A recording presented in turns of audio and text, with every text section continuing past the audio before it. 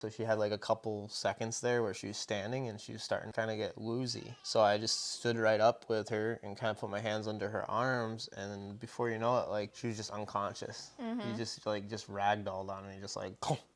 After going through a lot of our comments from our original unassisted home birth video, which is what brought us to do this video in the first place, a lot have asked, how did you stay so calm through the whole process? That was a common observation that people made. And we've even had husbands commenting on the video and being like, hey, could your husband share some insight, because we would like to know. So Okay. what was it that brought you peace through this? Yeah, well, I would say the peace part was kind of a natural result of the preparation and our strong foundation in our faith. There's nothing more peaceful than knowing that, you know, you're in God's hands and that you've done the work up front to prepare for the situation that you're in. So I think those are the two leading things. And then the second or the third thing is I'm not the one giving birth, so the last thing that I should be doing is being a force that distracts from that birth at all. So yeah, I don't know. It's kind of part of the way we live is being peaceful about things that aren't so peaceful. Yeah. If you can't be calm, I don't know. This probably won't be a good fit. Maybe. Unless you can bring in a third party. Yeah, and I Third-party. think for the people that don't feel calm about it, and maybe they should consider a midwife or at least a doula. A doula. A doula would be a good in-between before midwife, or not before, but you know what I mean. Anyways. My husband thinks he could be a doula. What do you think, guys? Oh yeah, that is a bonus bit of information. The doula. So listen, Let's not get everyone worries about the wife and the mother giving birth and needing that support and that emotional pillar of another individual taking care of their needs and warm compresses and everything like that. But really, who's there for the husband, the father? They need a doula. And the doula can be somebody that just bros out with them. You're just trying to trigger. All right. Anyways, on to the next thing. So the thing about like an unassisted birth, not having a midwife, and us, we even went so far as to, we didn't have any support at the birth. That's not what we planned, but that's how it ended up being. We've hired doulas in the past, didn't end up getting to use them, but you're essentially the go-to for everything. The doula. The doula, yeah. Yes. The husband, the midwife, the doula. So was there anything in terms of like, how did you know what to do in the moment in terms of, comfort for me, in terms of, the actual necessities to, guess this would fall under comfort, but, just like giving me back pressure, different things like that, assisting the process, trying to keep it all flowing smoothly, because really yeah. I'm focused on one thing and one thing alone, and you're running everything else in the background. Yeah, I would say I would say the important part of that is actually not necessarily having a very rigid structure to how you're approaching the birth. As much as you might make it rigid initially and you might plan out every possible outcome and circumstance, everything is dynamic once the contractions start hitting and things start speeding up or whatever. So you have a knowledge base to rest on, but you have to be on the field, right? Actively engaged in what's happening, and that's dynamic. That's the wild card. What is the sense? That's what makes us human. So I guess listening to you, being ready to help you with back pressure, keeping you constantly like fueled with fluids and some food and stuff like that. Just ever present, but also very undistracted by maybe like my to-do list or whatever, because really I think 90% of the time you end up pitching half of your plans out the window, and it's actually simpler than you thought it would be. Yeah. Like, So, we were planning on a water birth. Just a little comment, because you're talking about pitching our plans out the window. And we didn't end up getting the water birth because it happened so fast. But you were going to run outside to get another source for heating up water, because it wasn't heating up fast enough and I was getting so close. And we just had to like make those split-second decisions. Like, are we just changing our plan or what's happening? And if I literally would have sent you outside, you would have literally missed the birth. So I was like, nope, changing plans, get pads under me. I'm like, literally right after one contraction, I'm like, if you don't want blood all over the floor, now's your chance. The next contraction, baby's born. And that's literally how it was. It was not what we planned, but we had it ready to go. So yeah. Also, coffee. If you can squeeze in a little espresso in there, it makes everything better. So just don't let the wife see it. She might.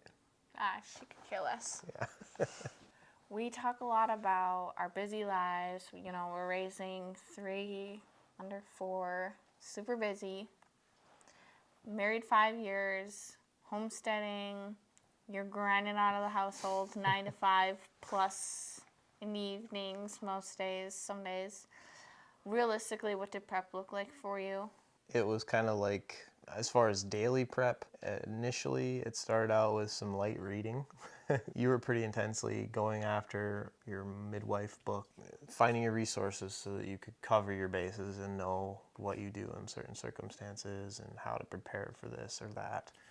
And you would just tab, or what do you call it? Like Dog ear? ear 'em, dog ear 'em, yeah. So you just ear the pages, and then you were pretty good at checking in with me, like, hey, I eared these pages, I need you to read them. And I would, I'd kind of speed read a little bit of it, but I would go over each of the subjects that was like maybe like a concern of yours, if the baby's heart rate was crashing, or breech baby, or the things that are more important. Yeah. Concerns for emergency interventions. And not even necessarily emergencies, the gray lines. There's a lot of gray lines. So just knowing how to read the gray lines in the moment, I think we wanted to,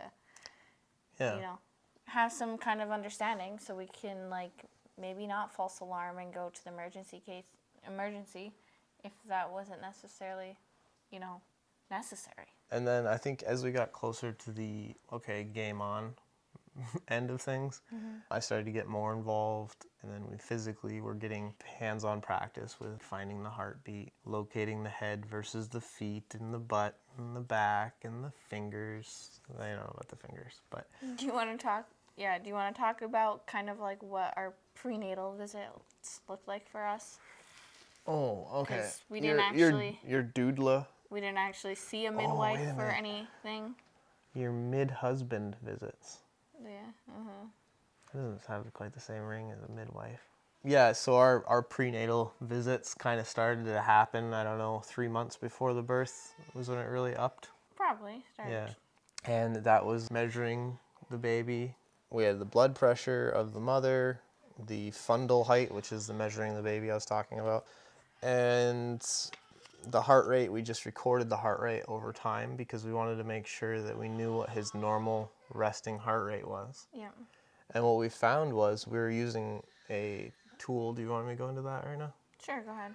We were using a Doppler, I don't know if they call it a sonograph, but a Doppler machine that midwives normally use a lot to find the heartbeat and like locate where it was. You'd find like the head first, and then you'd look for the heartbeat. Anyways, we would use this Doppler to find the heartbeat and record it. And then one time we had like a little bit of a random scare type of thing, where his heartbeat just like went skyrocketed. And some of our studying was like saying that could be a bad thing, like a sign of a health issue or distress. So there's a little bit of a nervousness intensity in that moment between us that we shared, but we recognized that it was just one occurrence, and we calmly kind of waited, switched to the stethoscope. Fetal scope, which is a stethoscope, but for the belly. Yep. And we checked it again, and it kind of it came down over time. It wasn't right away. It just stopped. No. But it seemed like there was enough of a concern for us that we stopped using the Doppler and we just went back to the stethoscope alone. Fetal scope, yeah. I think we just caught the baby in a moment of a really deep sleep and jerked him out of it and stuff. Yeah, but, maybe. So. But anyways, so we just swapped over because we were like, well, we've already gotten some practice there, and we know we can find him with the fetal scope. So let's just stick with something that we know is not doing anything to, whatever. But anyways, the point is, you can have these things that can make you question things, and you have to kind of like rebase yourself. So you like say, okay, is there an immediate issue that we have to deal with? No? Okay. Let's slow down and let's think about this and approach it from a different angle. So just problem solving and exercising that is a huge confidence boost, because then you realize, how quickly do I need to react to this? Okay. How can I react to this? And every time you do that, you build a bigger toolbox, so to speak, for how to deal with unexpected circumstances. That was a long answer. All right. Question 5. In case you guys are wondering, this has been an all-day ordeal. Yep. This is the question, or this is the advice for hesitant dads.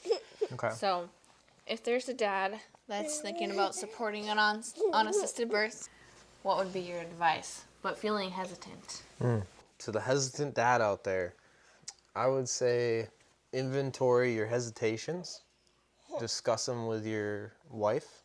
Make sure that you're listening to your wife's desires, because she might, if she's the one pressing on the idea of a home birth.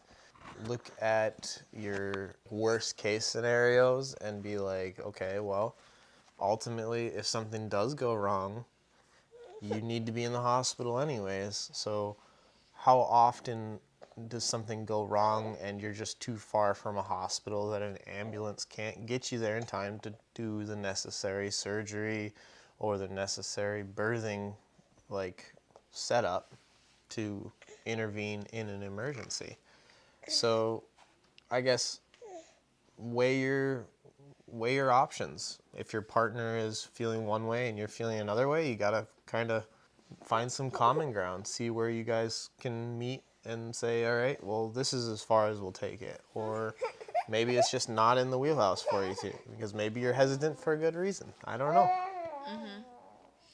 In an emergency situation, I think you have a pretty well-balanced perspective.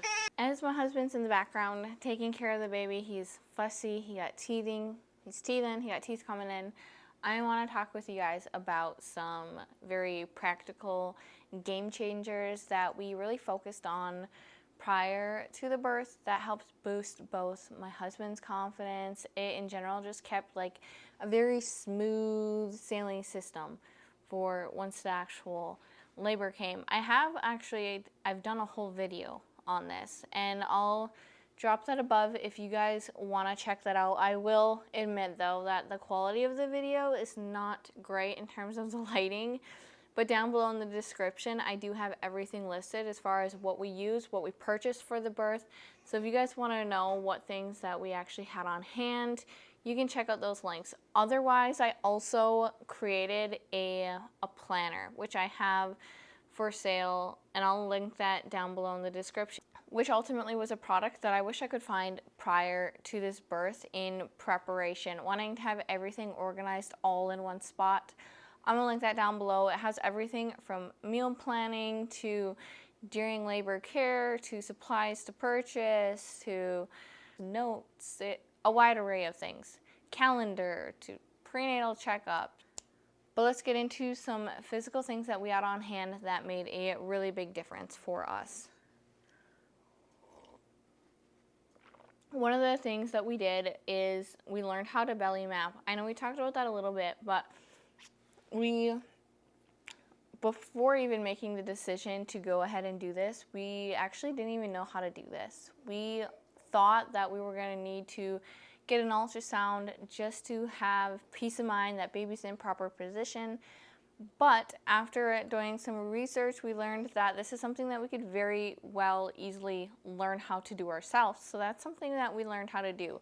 And I definitely suggest, especially if you're not planning on having an ultrasound or anything, is to learn how to belly map.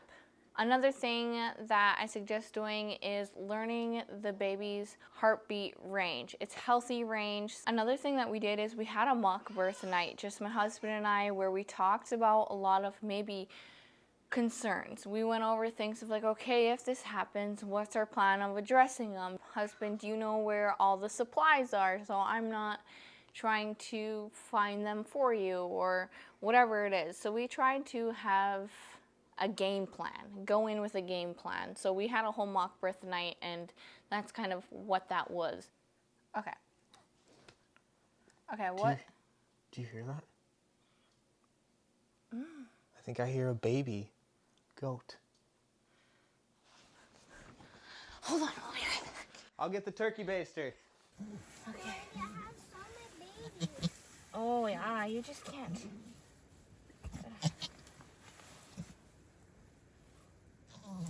You want me to help you? Okay, I'm gonna help. Yeah. Oh, you got it. All right, we broke the sack. Oh, there she is. Do it? Yeah. Just about. She'll finish it. But why does her have that sack on her back? It's a baby. Was there anything that surprised you about the actual birth in comparison to what we actually prepared for? Yeah, at the end. Are we talking about that right Yeah, now? go ahead. Okay. We went through the whole process of the birth. Everything went smoothly, quickly. Brienne's sister showed up to hold the baby afterwards. Mm-hmm. I think she was there to watch the cord get cut. Yep. All of that went pretty much as planned. The biggest surprise that I found was when we brought you to the bathroom and we let you take the hot tub. When we went to get you back up out of the bathroom, luckily I was right there with you, helping you get up and everything. Everything leading up to that point, you were showing signs of just being completely yourself, just exhausted, right? Mm-hmm. Very calm, not very pale or anything like that, no excessive bleeding. When she stood up, she said, oh, I wasn't like ready to like take her into the bedroom right away. So she had like a couple seconds there where she was standing and she was starting to like kind of get woozy. So I just stood right up with her and kind of put my hands under her arms, and then before you know it, she was just unconscious. Mm-hmm. You just ragdolled on me, just like, so I just kind of caught you and glided you back down to the ground, and I called your sister. I said, she was in the other room. I was like, can you come here? Brienne just passed out. And she said, I'm getting my phone, or I'll call 911. And she like kind of ran by the bathroom door. I'm like, no, I just need you to come in here. Mm-hmm.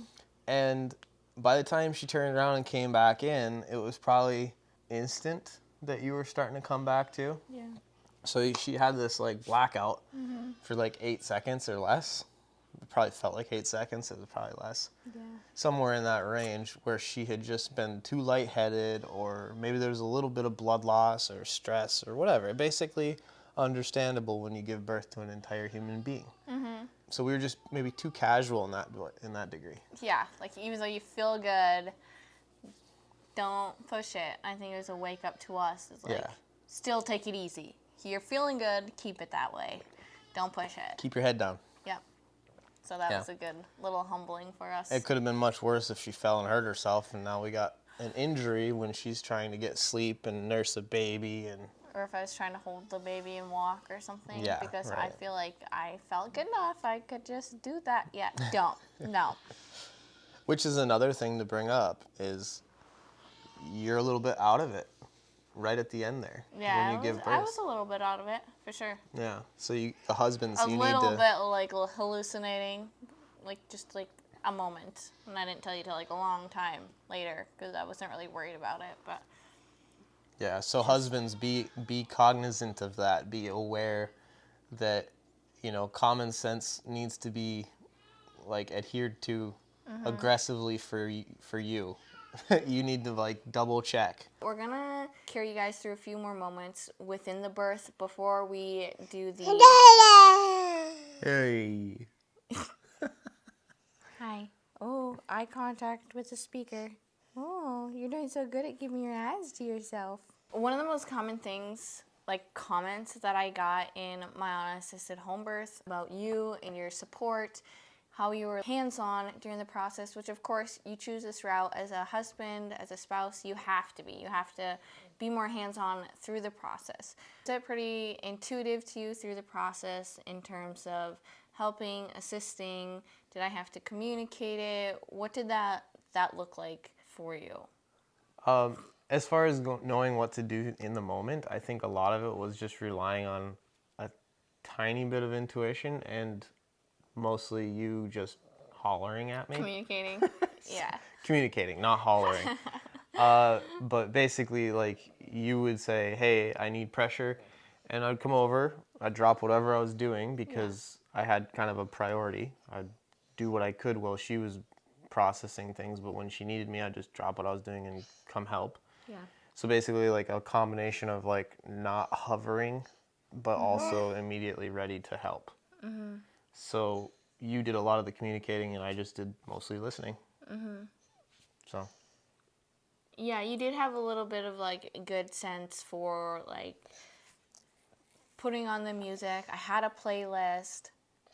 It is weird. It's like labor got so intense so fast that it comes to a point where you kind of don't want to talk or communicate unless it's just like the absolute necessary. So things were progressing so fast and I was getting into that mode and I was just like sharing or saying a few words here and there. Other than that, I'm kind of just like focused. I'm in my own headspace. I'm in my own little world.